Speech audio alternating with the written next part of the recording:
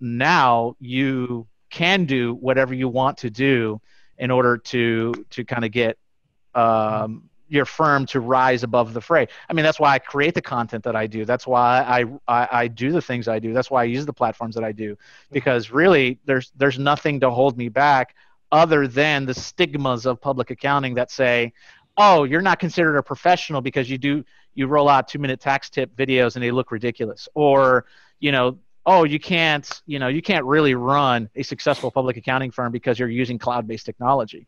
So there are legitimate stigmas out there that are totally bogus, but for whatever reason, rule the roost in someone's mind when they get themselves into public accounting.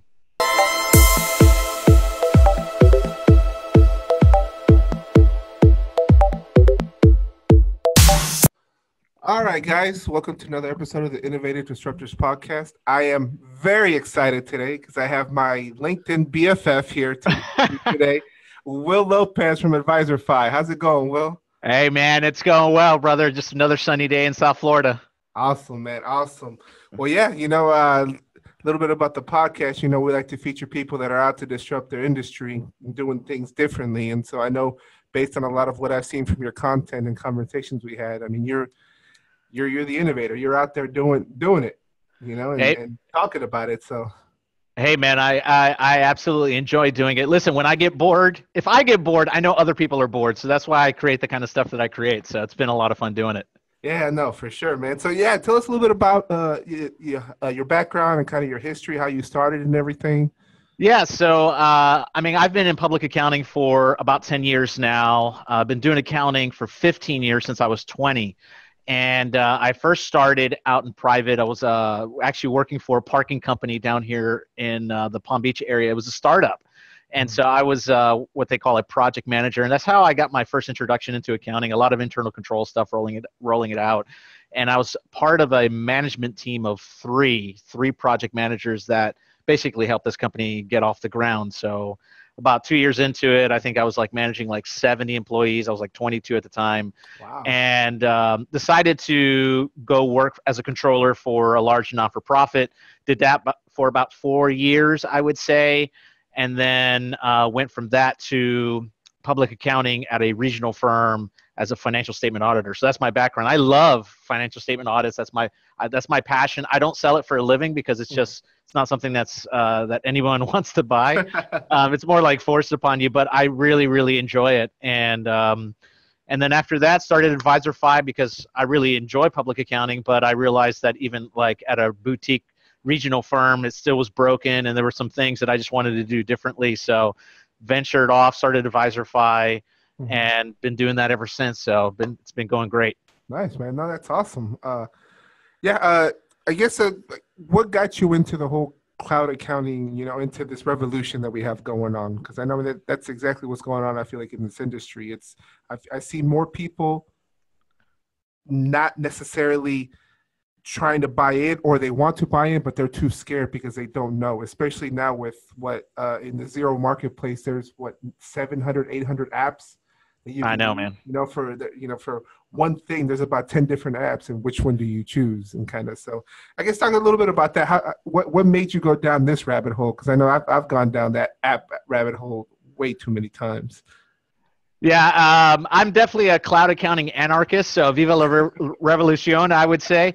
But I got into it because obviously technology has permeated in every other aspect of our lives other than accounting. So, it was just a natural shoo-in. I'm your traditional millennial where, I use technology for everything else, but my own industry is suffering from a lack of technology. So for me, it was just a natural gravitation. I think it's just naturally going to go there. I think there's a generational gap going on at the moment where there's a generation of accountants that are looking to retire, looking to succeed, or do succession planning with people like me. And I think there are people like you and I that don't want anything of it. And so, we're building entirely different practices. So I think it's just a natural evolution of what accounting is. It's getting itself into this, I would say, philosophical battle of how do you run a firm? How do you manage clients? And I think there's a clash of philosophy going on here where there's a current generation that thinks very traditional, and there's another generation of accountants that do not think traditional, very progressive, and both of them are just headbutting into this technology space. And you'll see, you know, technology that caters to the traditional, technology that caters to the progressive, and it's just really amazing to kind of watch from a distance all of that going on. And for me, I just love it. Like, you know, for my firm, that's the way I'm going to go, because I think if you go that direction, you're going to be way ahead of the fray than if you kind of stay put. Yeah, no, definitely. I mean, I agree with you 100%. You know, I do see it. You know, you have those applications, those technologies that cater to the kind of the old school to slowly start to ease them in. Right. You know, but I'll tell you this: if I'm buying a firm and you're still doing everything paper and you still, you know, have all your old school processes and inputting manually everything at the QuickBooks desktop, I'm out. Yeah. Either that, or, you know, we're talking a pretty big discount, because, you know, I'm going to have to implement all my stuff and get everything up and running, you know? You know, that's a really interesting thought. See, I'm really convinced that not one progressive accounting firm will acquire a traditional firm. I'm absolutely convinced that people like me, people like you, anybody who's in the cloud accounting space and has built their firm on cloud accounting platforms will not acquire traditional firms. But you'll see it the other way around, because the traditional firms don't know how to get into the cloud accounting space, and they'll acquire progressive firms like ours. And so, they're very proud, and they make huge announcements, but you won't see somebody like me make an announcement like, oh, I bought some traditional firm, because that's more like taking 3 steps back rather than like 2 steps forward. Yeah, no, that's why you know, emphasis on the significant, you know, discount, because no, to me, it just be too much work, you know. But no, I've seen that. I mean, that's interesting, because like you would think now. See, I think for traditional firm owners, from somebody like us, if we were to acquire them, that would be, you'd have to sell at a discount, because it's more work to get your firm caught up than it is for your firm to catch me, you know, to roll me into your practice. So I'd almost say it's kind of come to bite them in the butt a little bit, because they've held off so long that the longer you hold off, quite honestly, you should receive a discount if you're trying to buy an old firm. Yeah, no, I mean, that's how I think, you know, personally. And I'm kind of nice to see that you agree with me, because I'm starting to see there are people out there now that are trying to get these firms up, you know, to the 21st century and everything. And that's something that I know there's a lot more people out there. The baby boomers are about to retire, if not already starting. Right. You know, and like you said, there is a big generational gap there. And so it's going to kind of, somebody's got to fill it, you know, and I know that if these traditional firms don't necessarily try to, you know, upgrade, they're going to hit a snag. You know, it's going to be hard to sell at what they think, because I mean, they make money and they do well, but they also probably work twice as hard as they need to. Right. And they're probably paying 3 people to do the job of what one person with a bunch of applications can do. Right. You know, so that's just my 2 cents on that thing. But I think it's going to be a fallout for sure. I think at some point there's going to be a huge fallout.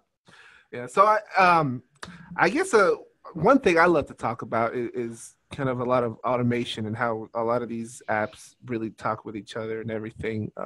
What would be the one, I guess, what's your favorite app to use?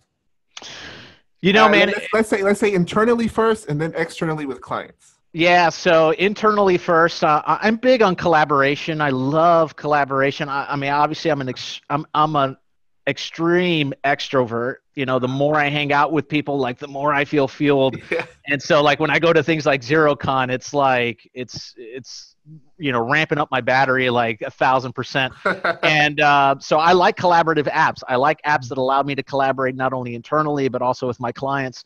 So I use things like Teamwork, which I've built my practice entirely on, and Teamwork Desk, Teamwork Chat, Teamwork, you know, projects. And so I have the enterprise version of Teamwork. I got into it about 5 years ago when it was a really good deal for like $150 a month. Now try to get Teamwork Enterprise. It's like, from what I hear, is like $1,000, $1,500 a month, something like that. Wow. But it allows me to be extremely collaborative with my clients. It allows me to be very creative in trying to roll out certain pieces of technology. It allows me to maintain files, task retention, document retention, chat systems, messaging. I mean, everything that I want as a collaborative firm, I can have through teamwork. I'm starting to also fall in love with video email. That's kind of like my new 2019 passion. I feel like my emails are really stagnant, just really stale. And I create content to kind of show off my character, really who I am. I just like to have a good time, and I like to create content that really speaks to the people who are watching it, because I mean, our clients aren't us. You know, they're not seasoned business owners. They're not seasoned accountants. So they need some way to bridge the gap between the knowledge gap, right? So what do I need to understand, and how can you communicate it to me? So I've been big on collaborative tools. So teamwork for like everything internal. And I've been kind of messing around with BombBomb, which is a video email app that I'm going to try to do more of in 2019. That's more of an external thing. But I mean, listen, right? Xero, Gusto for payroll. I mean, these solutions are leading the front on this huge generational shift in accounting. I absolutely give full credit, and I'm not drinking the Kool-Aid. Some people say I drink the Kool-Aid and stuff like that. Listen, Xero, I give full credit to Xero. If you were looking at the accounting industry from when it started to really shift, it was absolutely Xero that broke ground into the States and really started to shift the conversation to cloud-based accounting. It was Xero that opened up the idea of the accounting community becoming more closely connected through community. It was Xero that promoted the idea that what you should have is a single ledger, strong accounting foundation, and then let those accounting endpoints open up to other third-party apps and let them be really good at what they want to be good at. I mean, it was all Xero that did that, and then people like QBC or QBO and all this other stuff, I mean, they're just playing catch-up, and quite honestly, I don't think they're even trying to. Their messaging isn't the same as what Xero's messaging is. They're just trying to compete. And really, I think that's a good thing. But as far as I'm concerned, QB just competes. They're not really kind of trying to change the industry for the better. They're just trying to stay on top. And so I give full credit to people like Xero. So, I mean, platforms like that kind of speak to my heart. I mean, like, once again, I'm an anarchist. So I love just disruption, right? I just love trying to make our industry better, because it really deserves better. And we deserve better as accountants in that industry. No, definitely. I mean, I'm a big proponent of Xero too. You know, when I first started, I was QBO all the way. I didn't even know about Xero. Right. And then the account manager here in Houston, Jacqueline Velez, who is shout out Jacqueline. Shout out Jackie. She would not leave me alone. Email after email after email. I mean, these vendors.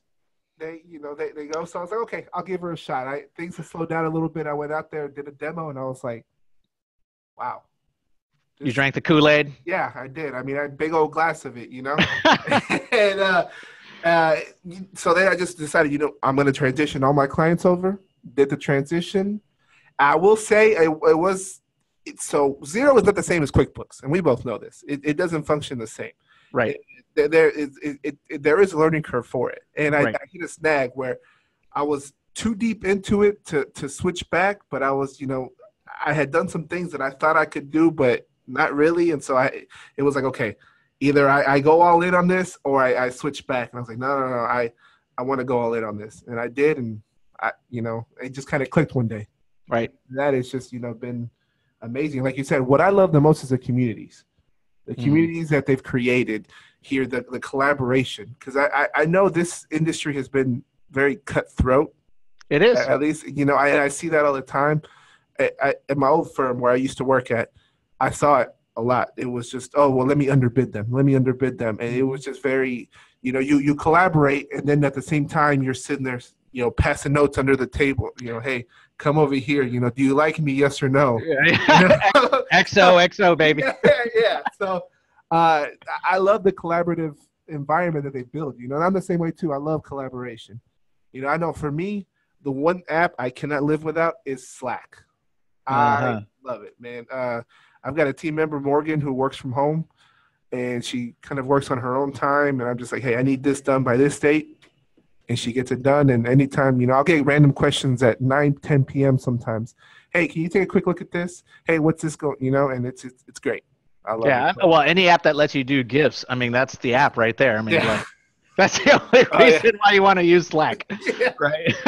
You can send emojis and GIFs. Oh yeah. No, I think I send a little too many, probably. You know, That's and my funny. answer half the time my answer is either a GIF or an emoji. So, but yeah, no. But the communities, I mean, I love the communities. I love the collaboration. I love what they're doing, especially here in Houston. I've met some great people, gotten some great advice that normally, people don't tend to try to give because they want to hoard that information or whatever. And I think there's a Cheryl Bumgart. I think that's her last name. And I don't want to ruin her last name, but let me look her up real quick just to make sure. Butcher it. Yeah, and if I did, I'm sorry, Cheryl. I don't mean that at all. But she said it best. There's plenty of work out there for everybody at the Zero Road Show. And you know what's interesting? Once again, I absolutely give credit to Zero for doing this. There is a certain mindset in public accounting where what you try to do is safeguard your clients from other professionals. You safeguard whatever proprietary processes you have. Like I want to steal any of that to begin with. And what Zero has really done, and just kind of where the community is really going, is really trying to blow open this idea, or quite honestly dismantle the regime or the traditional ideas that I can't share information with Jose, and Jose can't share information with me because we're competing against each other. But there is so much, even though we both know there's a lot of business out there, but for whatever reason, I just not going to share, you're not going to share. And the industry naturally pins people like us against each other for whatever reason. Mm-hmm. And I think it's just a promotion of a stigma that isn't real. It's not realistic to really say Jose is going to be able to steal clients of mine and I'm going to be able to steal. Like, it's just not going to happen. But yet the industry touts that kind of stuff. And so, what's really amazing is 5 years ago when I got into all this, like, there wasn't this community going on. Like, it was still fostering. Mm-hmm. And really only the people that were, it felt like the wild, wild west. It was like a new frontier, but it was like in the cloud kind of thing. And so, mm-hmm. There were very few people kind of daring enough to go out there, like Blake Oliver from Cloud Source Accounting, mm-hmm. or even Bruce Phillips. I remember from like HPC, and so many other players out there that were kind of like the few kind of like toiling the soil, for other people, other professionals to come and lead the way, mm-hmm. and kind of toil it more. And so, big props to people who really tried hard early on and were successful and kind of leading people like you and I to kind of inspire the next round of people and inspire the next round of people that are going to come and make the community better and better and better. Yeah, no, definitely. So real quick, Cheryl Bergmeyer. I want to make sure I get that right because I don't want to offend her or her husband because they're both very nice people and I talk to them on LinkedIn a lot. So, but yeah, no, you bring up a good point. That it's these people that kind of paved the way for us, and I'm not gonna lie to you. I kind of wish I was around in the Wild Wild West times. I think that would have been fun. Riding the cloud, just kind of, taking your shots of wherever we'll go, kind of thing. But it was fun, but there were a lot of learning curves. A lot of us took a lot of big hits on the chin trying to figure out what worked, what didn't work, what apps were good, what apps weren't good.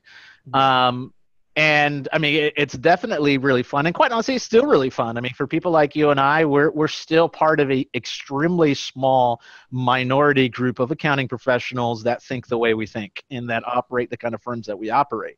So, mm-hmm. How we think is not a pervasive thing at the moment. We're still massive early adopters in mm-hmm. cloud, even though we're about 7-8 years in on the whole idea, mm-hmm. Since like 2010.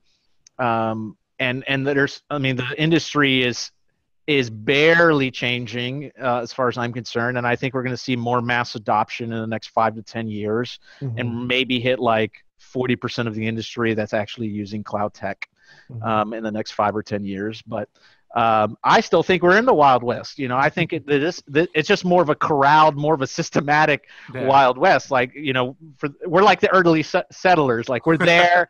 We've settled. We have like little towns that we built and stuff like that in the cloud. We're still waiting for people to come over. Yeah, no, for sure. All right, I wanted to get your take on something that I read, and I think you actually commented on this. Is I know right now, you have these early adopters and everything using these cloud accounting, but I know for me, my vision that I want to do is I want to build an app.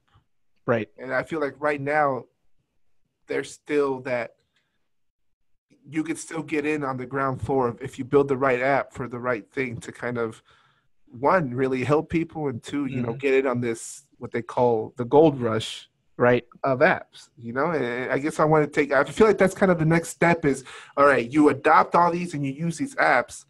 Now it's kind of more, okay, making them.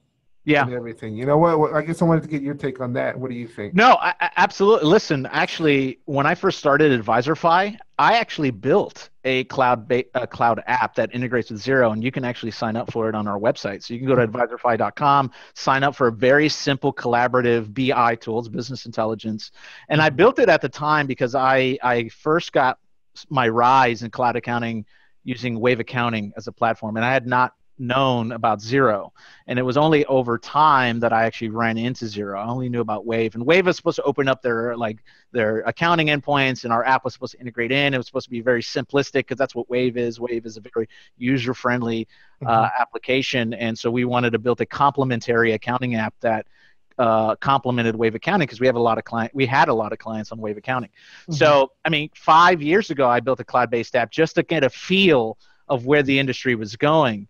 And even 5 years ago, I used to tell people, like, I foresee cloud accounting rolling out in iterations. And I used to call it like cloud accounting 1.0, 2.0, 3.0. And I feel like cloud accounting 1.0 at the moment is accounting professionals coming to the knowledge that there are apps that they could use that's not locally installed but in the cloud. That's 1.0. And so you have firms, whether traditional or progressive, using cloud tech. And then I feel like cloud accounting 2.0 are accounting professionals getting, like myself and like yourself, getting into the business of developing software. So like I have a full-time developer that works with us because I constantly play around trying to build things and make our processes better as an accounting firm. And whatever I can dream of, I can build. And so that's what's really cool is you look out into, let's say, the Xero app marketplace and you say, oh, they got 700, 800 plus apps, but I still can't do this and I still can't do that.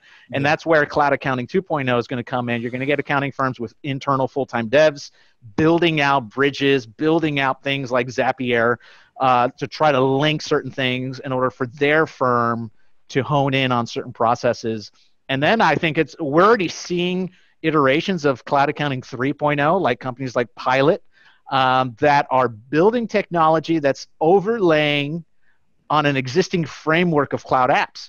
So they're building tech that only the user sees, but that tech is built on top of another stack of other techs. So, for example, let's say I build like this really extremely robust dashboard at Advisorify, but my dashboard overlays on top of Xero's endpoints and Gusto's endpoints and HubDoc's endpoints and whatever, let's say Warren Pay or Bill.com. But my client doesn't know that my tech is built on all that stuff. All my client knows is I have an Advisorify dashboard, and that's how they get my accounting done, my payroll done, my bill payments done, et cetera, et cetera, et cetera.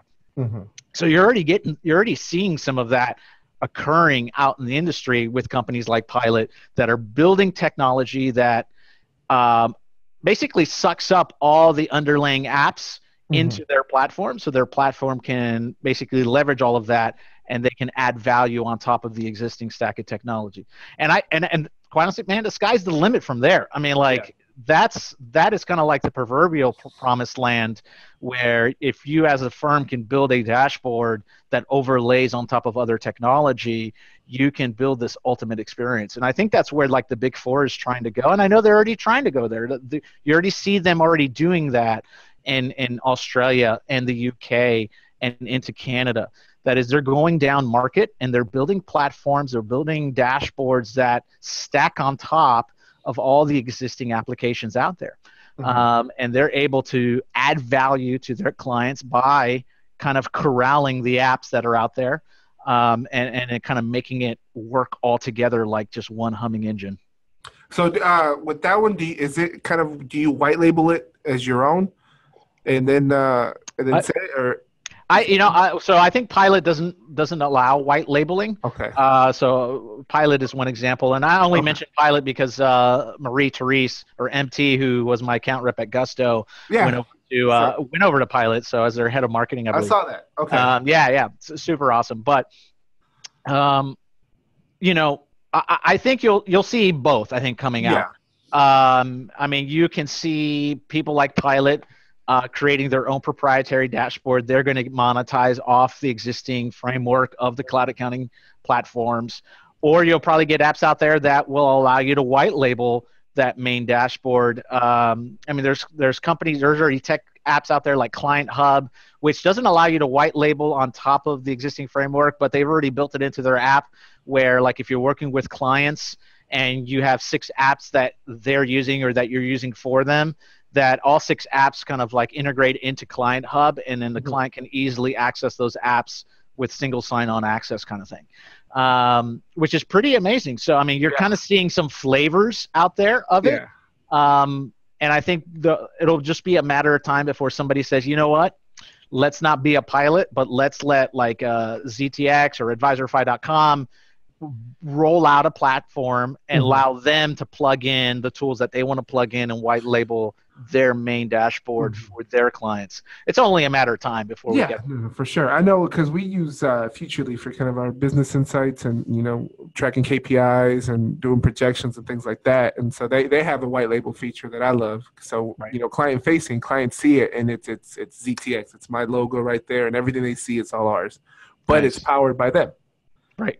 So whenever we run those reports for them and everything, it's it's their engine, it's their tech, but it's kind of So I mean, we did the same thing with Teamwork. So Teamwork allows full white labeling. And that's, you can actually go to coachboard.advisorify.com. It's totally HTTPS secured, absolute white labeled. You can't even tell that it's a Teamwork platform. So we were able to like dev on top of it, white label it, and so our clients think like we built this huge thing, but we're using like 98% of it, and we've kind of white labeled a bunch of other stuff on top.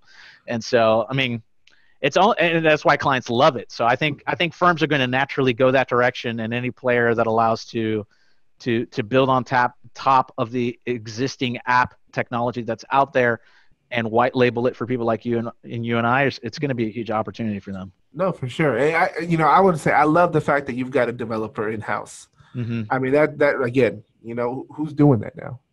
That's great, because you want to make sure, like you said, you want to make sure you create the right dashboards or give your clients what they need. And if there's not something out there, then why not create it, build it? Yeah.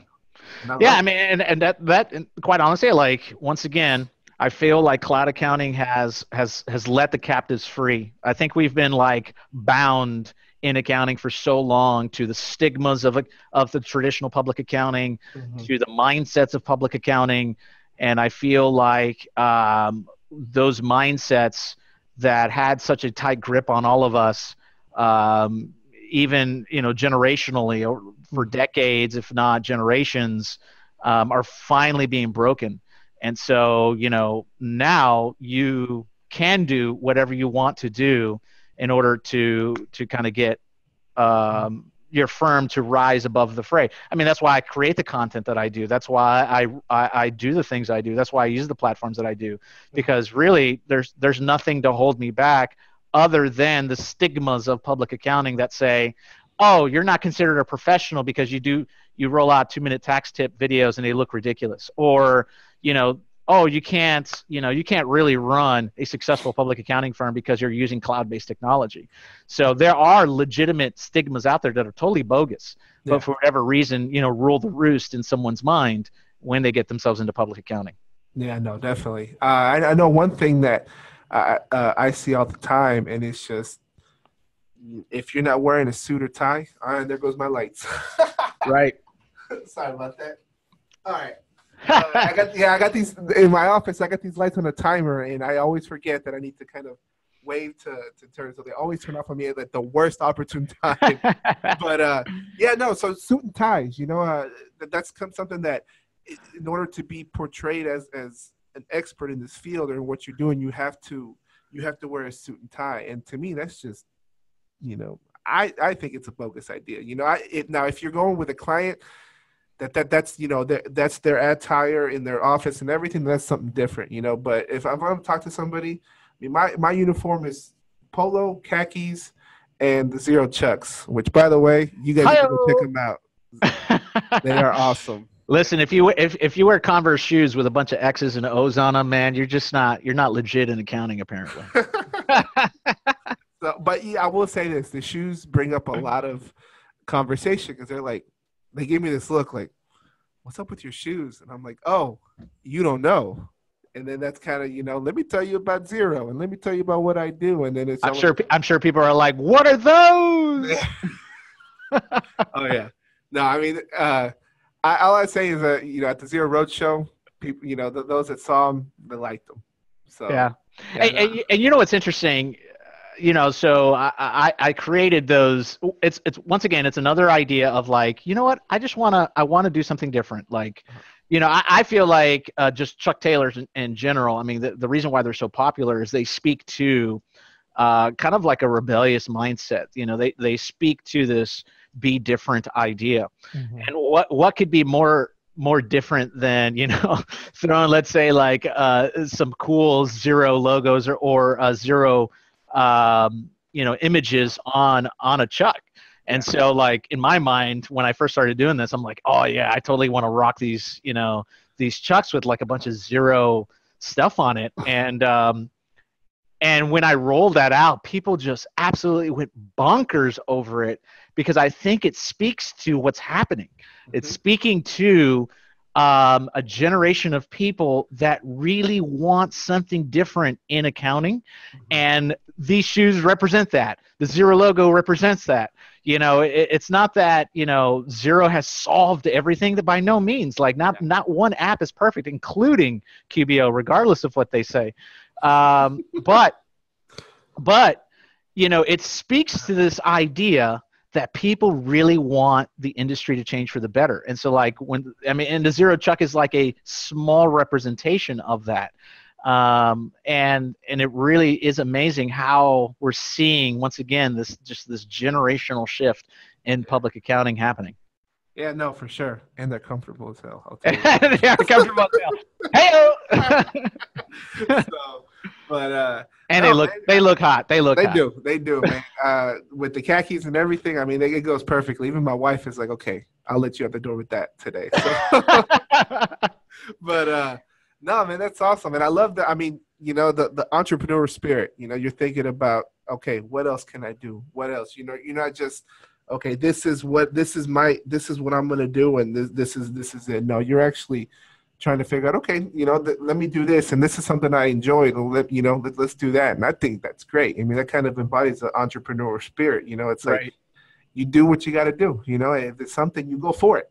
Right. I spoke with the guys at Tax Token the other day, and they were just two kids at a gym who decided, right. Hey, there's nothing out there for crypto.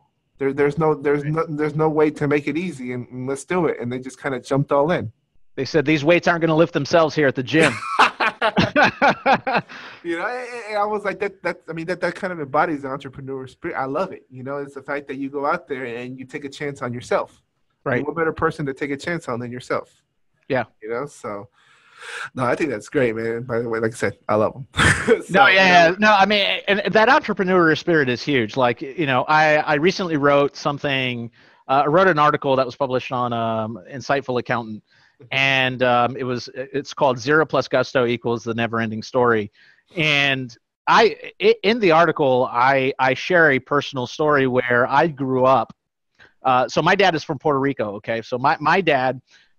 In fact, I was having this conversation with my wife last night, but my dad was born in 1930. He had me late in life. So he had me when he was like 54. and I have a younger sister when he was like 56, 57, which is, to think about having a child in your 50s is really wild. But my dad grew up and didn't go past the second grade. So he like dropped out of like second, third grade because he grew up in the 30s where Puerto Rico is absolutely, where you're talking like fringe starting of World War II. And so, but in order for him to help his family, in order for him to get by, he had to do stuff. And ever since he was a child, like 6 years old, 7 years old, he was working. He would go like to barber shops and sweep floors, and he'd earn a penny, which would buy like a loaf of bread. And so he would tell me all these things and all these entrepreneurial stories that he would get himself into. Many of them were successful. Many of them were failures. But I grew up listening to all these stories. And for me, it was very, very captivating. In the article that I wrote, I felt like Bastian in the Never-Ending Story, where he would read this novel in the attic, and what he was doing was he was unveiling this story about himself in the story. And so when I would hear my dad share all these stories with me of all his entrepreneurial dreams, I thought to myself, man, that sounds like the greatest adventure ever. I mean, for someone who comes from nothing, has nothing, no education, for him to apply himself and actually make himself very successful, be able to provide for his family. I thought like, man, entrepreneurship, this is where it's at. Like, this is where you can take an idea, take a dream, turn it into reality, and many times be successful. And quite honestly, many times fall flat on your face. It was this thing that like just never ended. And it's a constant never ending story. This is why like I'm really excited about cloud accounting, because it's like for the first time in the history of accounting, we're seeing kind of like this entrepreneurial spirit rise up in public accounting, breaking ideas, trying new things, rolling out new stuff. I mean, you're doing a podcast, I run a YouTube channel that I love running, and those are things that people aren't getting themselves into. Why do we have to let the app vendors create swag? Why don't we create our own swag? That's why I do things like Stranger Accounting t-shirts. And, because we can just do whatever we wish and have a lot of fun doing it, but then speak to that entrepreneurial spirit that's happening in public accounting. Yeah, no, for sure, man. That's a great story, by the way. That's awesome. I mean, I love it, man. Like, I'm like, yo, Dad, here's what's going on. I mean, that's that hustle, man. You got to keep going, especially if you provided for your family. Right. That's awesome, man. Well, let me ask you this. When you were 18, 19 years old, did you see yourself being your own boss? Realistically? So I would have never have pegged myself to be an accountant. Okay. If you would have told me at age 18, Will, you're going to be an accountant growing up, I would have laughed in your face. And I would have laughed right out of the room. Yeah. I would have been like, you're out of your mind, because accountants, what they do is they wear funny glasses, they wear pocket protectors, and they work on like a 10 key. And that's nothing that I'm going to do. I did have a sense that I was going to own my own business one day, but I had no idea what I was going to do, only because I grew up listening to all these stories. And I'm like, I want to get myself into that kind of adventure. And I felt like in my mind at the time, business was like the only frontier that you could have an adventure in, that is take ideas in and turn them into reality. Like the idea of business is where that thing fosters for me. But I had no idea what I was going to do. And it wasn't only until like my 20s where I started to fall in love with accounting in general and fall in love with business. I'm more of an entrepreneur first and an accountant last. Accounting so happens to be my trade. But I had no clue at 18 that I was going to do accounting.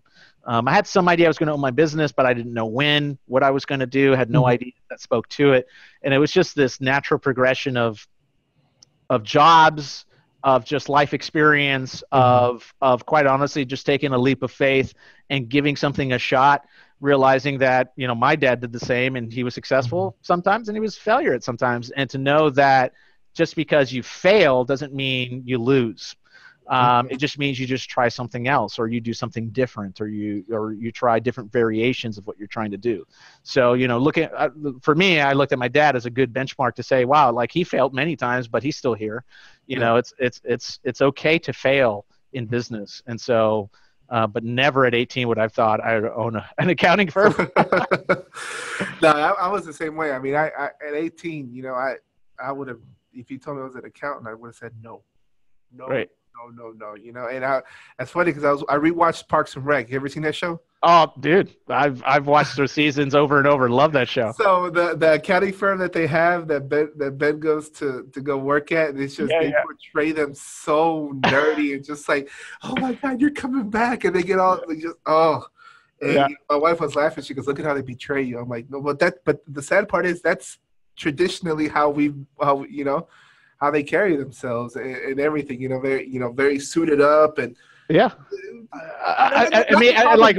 Not to call it dirty, but it's just that environment. It just kind of like you always accounts were always seen as nerds.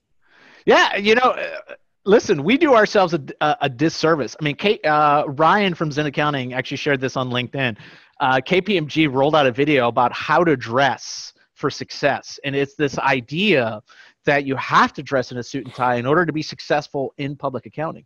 Now, obviously, they're catering to a certain audience, but if you look at the likes versus dislikes on that YouTube video, like it has like twice or three times more dislikes than it has likes. So, we shoot ourselves in the foot all the time where we promote this one idea, we want a different thing to happen, but yet we can't seem to get away from promoting ourselves as this stale, boring, not fun kind of advisor. And I think for those who are brave enough to just to endure the winds of getting themselves out of that rut, I mean, they're the ones that are going to really break it open for the rest of them.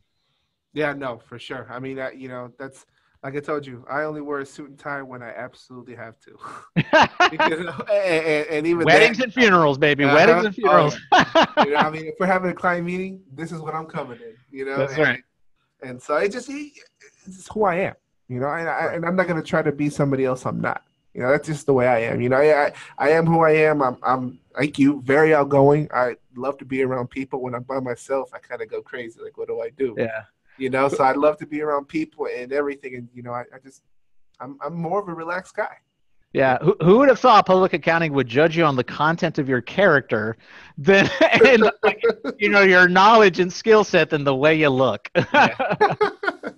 So, all right. There are some good people on public accounting. I don't want to sit here and back. Nah, they're all good. They just dress funny, as far as I'm concerned. A little jump back and forth, that's all. But no, man, I appreciate you coming, Will. We're getting here close at the end, so I want to say thank you for coming. Guys, advisorfy.com. If you haven't seen it, go check it out. Go check out the Chucks. I promise you will love them.